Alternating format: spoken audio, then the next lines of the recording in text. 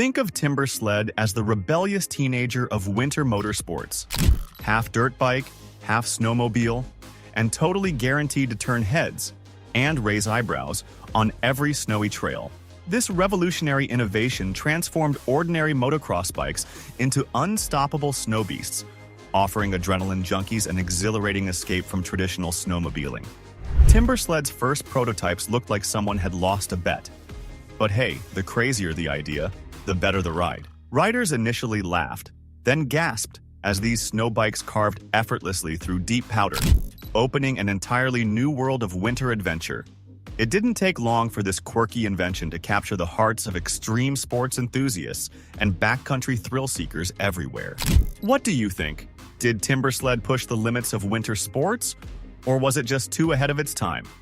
Share your thoughts and experiences in the comments below. And if you've ever ridden one, we want to hear what it was like to take on the snow in such a unique way. We're almost at 1,000 subscribers. Do you enjoy the video?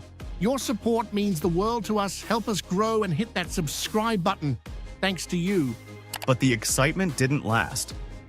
In 2015, Polaris, a powerhouse in the powersports industry, acquired Timber Sled, promising growth and innovation. However, beneath the optimistic headlines, trouble was brewing. Corporate missteps, bitter legal battles, and shifting market forces slowly unraveled what was once a promising partnership. Timber Sled's pioneering spirit, once wild and untamed, became bogged down by the corporate machinery of its new parent company.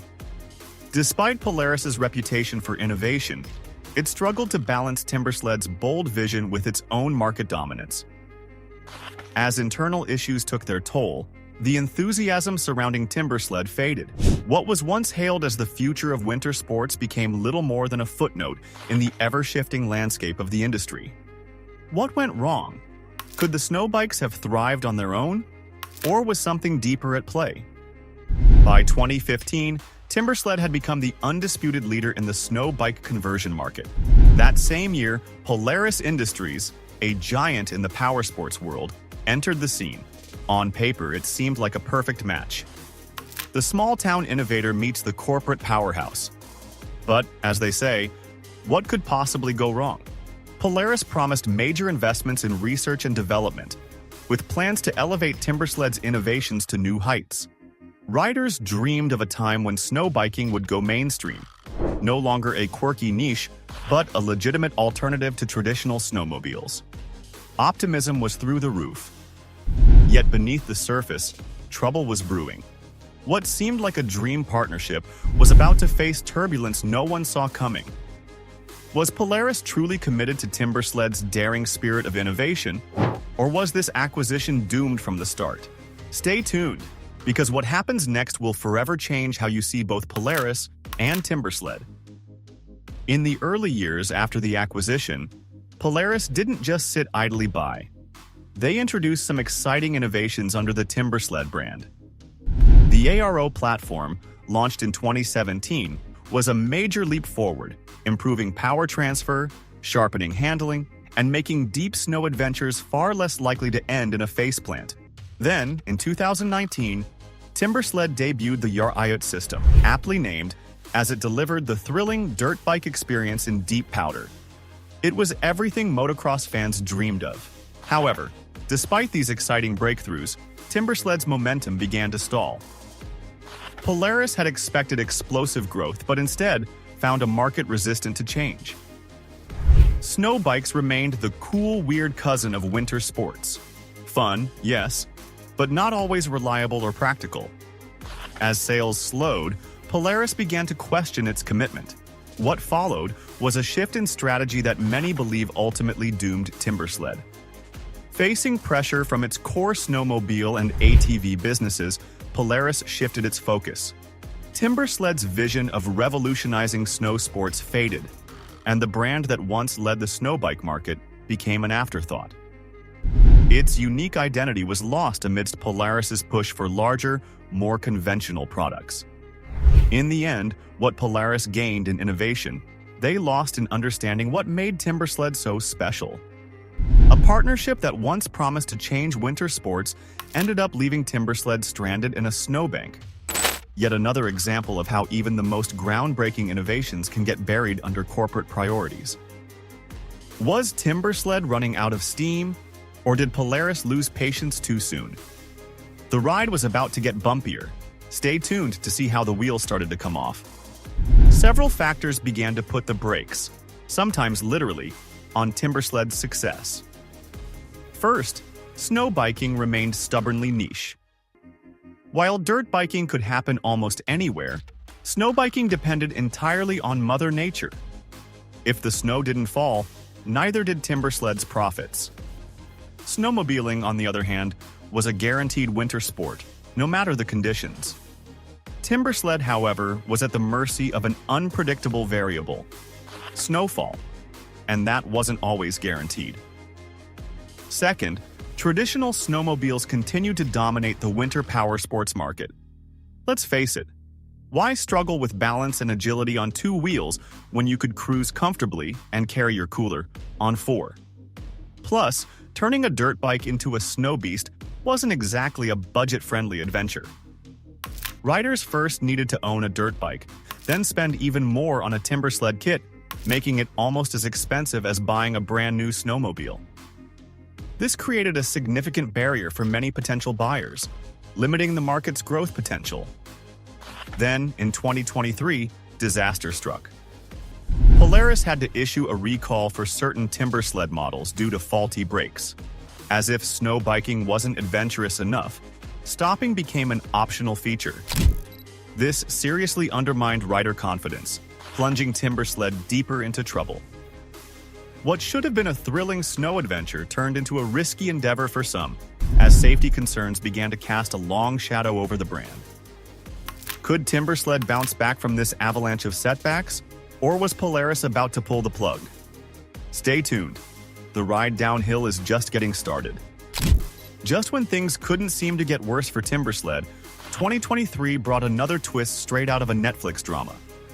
Polaris filed a bombshell lawsuit against Alan Mangum, Timbersled's original founder, accusing him of stealing proprietary designs and trade secrets to launch his own rival snowbike brand. Apparently unsatisfied with just one snowbike revolution, Mangum decided to go for round 2. His new venture threatened to slice into Timbersled's market share and tarnish its reputation. Polaris claimed Mangum didn't just walk away. He left with a suitcase full of trade secrets. The case quickly escalated into a fierce courtroom battle, captivating the entire powersports community. Fans watched, popcorn in hand, as the once harmonious partnership disintegrated into a bitter rivalry. The high-profile nature of the lawsuit only fueled the spectacle, drawing attention from all corners of the motorsport world. As the legal battle raged, many wondered if Timbersled's golden days were behind it. Innovation took a backseat to litigation, and riders began to question whether Polaris still believed in the Timbersled dream, or if they had simply let their groundbreaking product fade away. The combination of internal turmoil and external legal battles created a perfect storm, and many feared the once promising brand might not survive this chaotic chapter. Could this lawsuit spell the end for Timbersled, or would it spark an epic comeback? Stay tuned. This saga is far from over. By 2025, the writing wasn't just on the wall, it was spray-painted in neon. Polaris officially announced it would discontinue the Timbersled product line, citing sluggish market growth. For die-hard snowbikers, it felt like losing a favorite TV show mid-season. Shocking, frustrating, but not entirely unexpected. The cancellation hit hard for longtime supporters, but the signs of decline had been clear for years.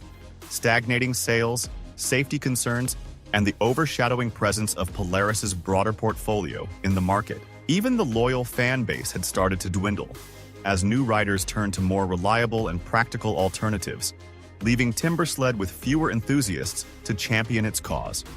Polaris tried to frame the decision positively, promising to refocus on their traditional snowmobiles and off-road vehicles. But riders knew better.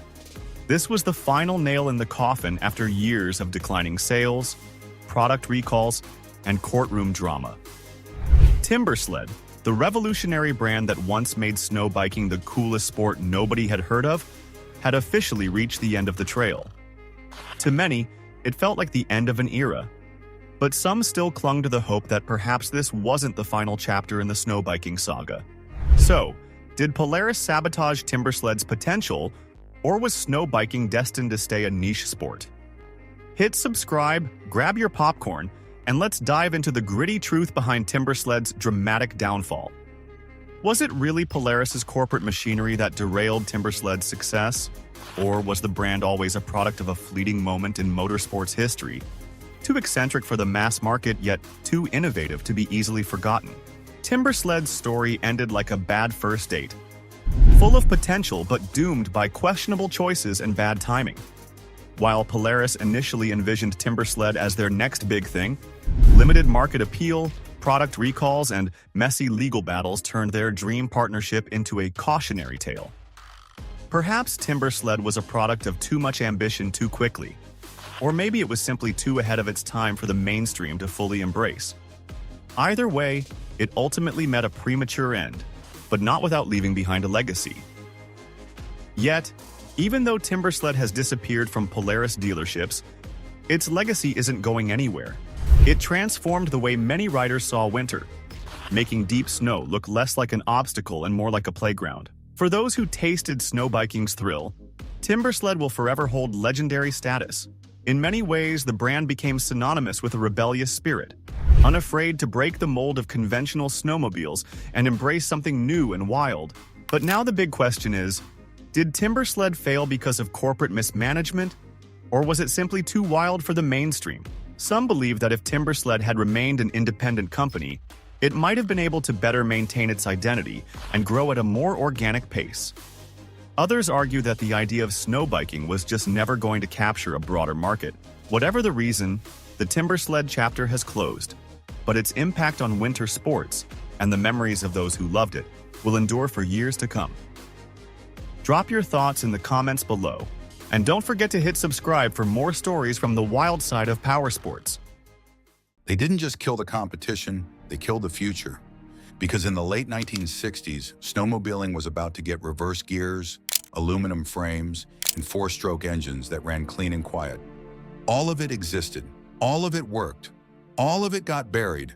And the guys at Polaris, Ski-Doo, Arctic Cat, and Yamaha made sure those innovations stayed dead for 30 years so they could sell you the same outdated machines at higher prices. This isn't about brands that failed because they sucked. This is about startups that got crushed because they were too good, too early, and too dangerous to the status quo. Let me show you exactly how it happened. Starting with the Coleman. Yeah, that Coleman. The camping gear company, 1965. They jumped into snowmobiles with something nobody had seen before. Their Skirul brand used a front ski steering system that was brilliantly simple, reliable, the kind of engineering that made sense. Within 3 years, they were selling 15,000 units annually. Not bad for a camping company. In 1968, they introduced the GT Marauder, first mass-produced snowmobile with a reverse gear. Not some clunky mechanical nightmare.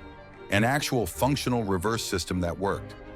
Just think about that, 1968. Most manufacturers were still figuring out how to make their sleds go forward reliably, and Coleman had reverse. That should have been game-changing. Bombardier didn't add electric reverse as standard until the mid-1990s. 27 years later.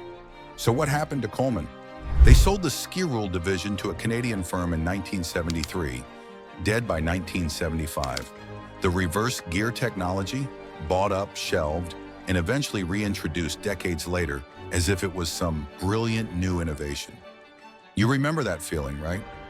When you had to get 3 buddies to help push your sled backward out of a tight spot because reverse didn't exist yet?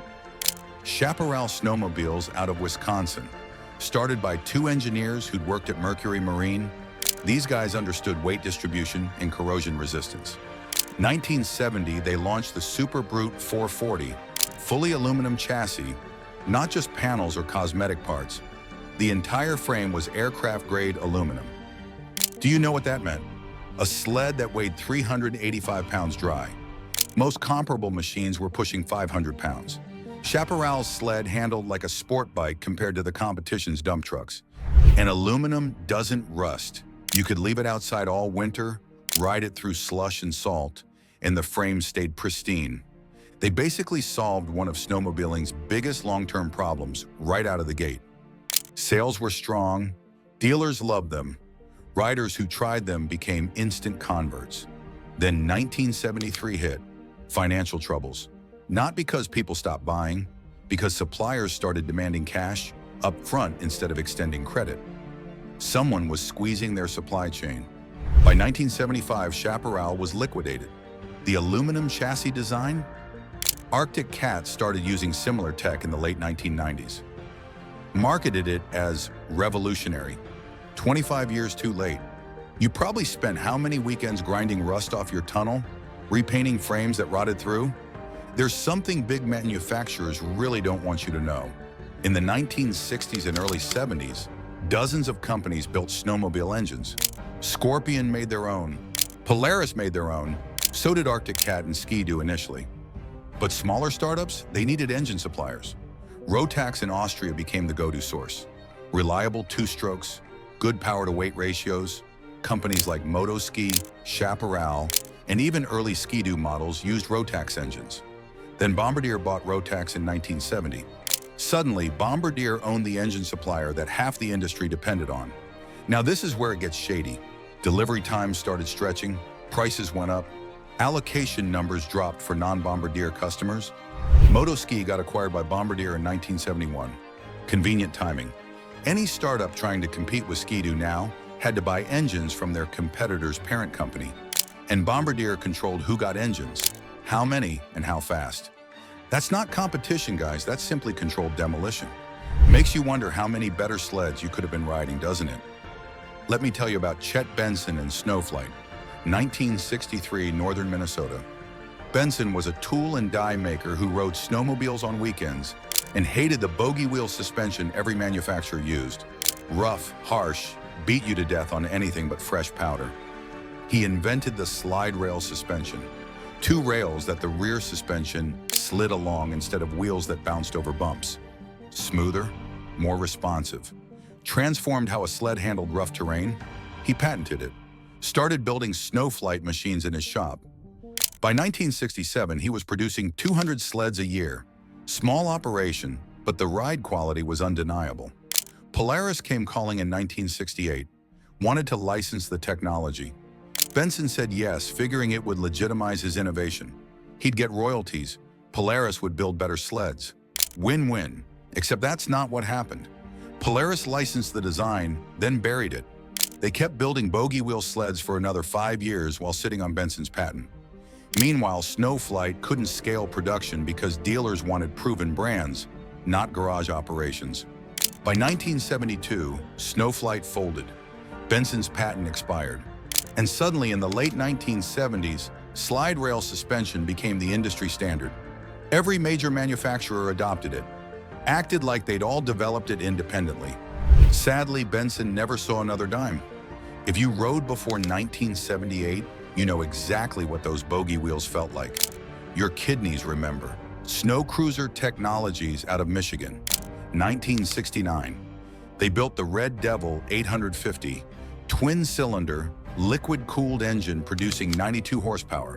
In 1969, that was absurd. Most sleds topped out at 35 horsepower. The Red Devil hit 112 miles per hour in testing. Fastest production snowmobile in the world. They had the dyno sheets. They had witnesses. They had magazine test riders who couldn't believe what they were experiencing. But wait, here's the problem. The American Snowmobile Association, the industry's main lobbying group, was controlled by the big manufacturers, and in 1970 they introduced voluntary speed limit guidelines, suggested that production sleds shouldn't exceed 65 miles per hour for safety reasons. Not a law, not a regulation, just a suggestion. Except dealerships started refusing to carry sleds that violated the guidelines. Insurance companies wouldn't cover them. Trail access got restricted. Snow Cruiser had built the fastest sled in the world, and the industry made it unsellable. They folded in 1972, 3 years of operation. The Red Devil's engine design? Yamaha released remarkably similar twin-cylinder, liquid-cooled engines in the SRX models during the 1990s. 25 years later, and once again, everybody acted like Yamaha had invented high-performance snowmobiles. How many times did someone tell you that your sled was too fast or too loud back then? Now you know why. Next comes Canadian Snowmobile Company in Quebec. Started 1960, small operation, but they focused on something nobody else cared about: utility sleds for trappers and wilderness workers. Wide tracks, low centers of gravity, cargo capacity. These were workhorses built for people who needed snowmobiles as tools, not toys.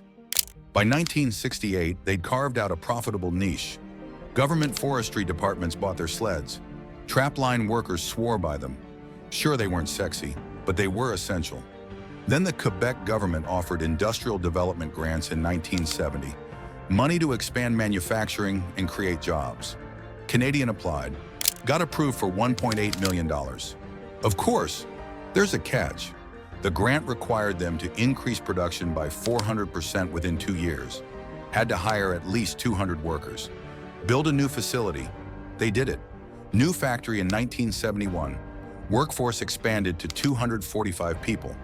Production ramped up from 800 units to 3,200 units annually. But there was no market for 3,200 utility sleds. They'd built for a specialized audience. The grant forced them to overproduce for buyers who didn't exist. Inventory piled up. Cash flow collapsed. By December 1973, they filed for bankruptcy. The government grants came with strings that choked them. And who bought the assets? Yep, Bombardier. Absorbed the factory, kept some workers, killed the brand. Today, talk to any old rider about Boa ski. They'll get this look in their eyes. Ontario Company, 1968. They did something genuinely radical. Built a 4-stroke snowmobile engine. Not a modified chainsaw motor, not a 2-stroke screamer. An actual automotive-style 4-stroke. Quieter, cleaner emissions, better fuel economy, less oil smoke, more torque at low RPMs. The EPA noise regulations in 1973, Boa ski sleds already passed. They were ahead of the curve by 5 years. But 4-strokes were heavier, development costs were higher, and every other manufacturer was selling 2-strokes. Parts suppliers, mechanics, dealerships, all built around 2-stroke infrastructure. Boa ski needed specialized training for dealers, different maintenance procedures, oil change intervals instead of premix ratios. It was smarter technology entering a system designed to reject it. They lasted until 1975, undercapitalized and unsupported. Yamaha introduced their first 4-stroke snowmobile in 2002, the RX-1, marketed as revolutionary, clean, quiet, powerful. 27 years after Boa ski proved it could be done. I know you're probably thinking, so what? Companies fail all the time. Yeah, they do, but this wasn't normal failure. If you notice, all these weren't bad ideas that the market rejected. These were really good ideas that got eliminated. Reverse gears, aluminum chassis, slide rail suspension, 4-stroke engines, high-performance power plants. Every single one eventually became industry standard, but only after the Big Four controlled the market completely and could introduce them on their own timeline at premium prices. Think about it. Reverse gear in 1968, standard in the 1990s. Aluminum chassis in 1970, widely adopted in the late 90s. 4-stroke engines in 1968, mainstream by 2002. 30 years of artificial delay. That's your entire riding prime. From when you bought your first sled to when your kids started riding, come on, all of this wasn't accidental. It was the playbook. Step 1, flood the market, overproduce, drive margins down. Small companies can't compete with loss leaders. Step 2, control the supply chain. Own the engine manufacturers. Lock up aluminum suppliers. Make startups dependent on your infrastructure. Step 3, use industry associations to set voluntary standards that happen to disadvantage competitors. Speed limits, noise regulations, safety guidelines, all reasonable sounding, all weaponized. Step 4, when a startup develops something genuinely innovative, either license it and bury it, or wait for them to fail and buy the patents for pennies. Step 5, reintroduce those innovations decades later as premium features on expensive models. And of course, it worked. By 1986, only 4 major manufacturers remained: Polaris, Arctic Cat, Ski-Doo, Yamaha. Everyone else gone. This is what kills me. Imagine if Coleman's reverse gear had become standard in 1970. How many accidents could have been prevented? How many riders wouldn't have gotten stuck or injured trying to maneuver sleds without reverse? Imagine if Chaparral's aluminum chassis had been adopted industry-wide. Lighter sleds, better handling, machines that lasted decades without frame rot. Imagine if Boa Ski's 4-stroke engines had become the norm in 1975. Cleaner trails, quieter riding, better fuel economy, less pollution. All of it possible, all of it proven, all of it killed because it threatened the business model. And yeah, eventually these innovations did arrive. But 30 years late means an entire generation of riders never experienced them. It means environmental damage that didn't need to happen. It means accidents that could have been avoided. The startups didn't fail because they were wrong. They failed because they were right too early. Now I want to hear from you. Which dead startup do you wish had survived? Coleman with their reverse gear? Chaparral's aluminum sleds? Maybe some local builder from your hometown that nobody remembers anymore? Drop the brand name below. And be honest, do you think snowmobiling would be better today if even one of these companies had made it? If you want more videos like this, hit that subscribe button and check out the next video here.